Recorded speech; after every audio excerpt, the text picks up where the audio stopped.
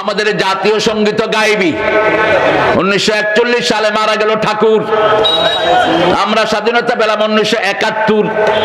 কিভাবে জাতীয় সঙ্গীত লেখে? 1903 সালে তিনি এই গান, মানুষে বলে চুরি করছে, কে কি করছে জানি না, ক্যালকাটাকে নিয়ে তিনি লিখেছেন, আমার সোনার বাংলা আমি তোমায়, আমরা ভালোবাসি কাকে? আল্লাহকে। আল্লাযীনা আমানু আশাদ্দু হুব্বান লিল্লাহ, যারা ঈমান এনেছে সবচেয়ে বেশি ভালোবাসবে কাকে? রাসূল বলেছেন, যারা ঈমানের স্বাদ পেতে চায় আল্লাহর রাসূল হবে তার সবচেয়ে প্রিয়। এই জন্য এটাকে সংশোধন করা দরকার ছিল।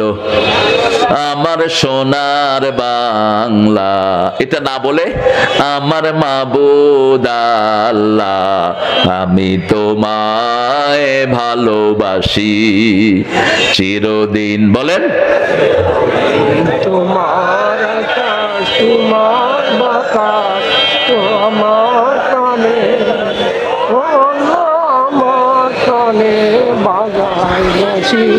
আল্লাহ বুঝি বাঁশি বাজায় না, আমার প্রাণে। হ্যাঁ, আমার প্রাণে বাজায় বাঁশি, আল্লাহ বাঁশি বাজায়। আমার প্রাণে বাজায় বাঁশি। বাঁশি বাজানো নিষেধ। আমার প্রাণে বাঁশি বাজায়, সুর বাজে। হ্যাঁ, বাঁশি বাজানো নিষেধ। বাঁশি জায়েজ না না জায়েজ?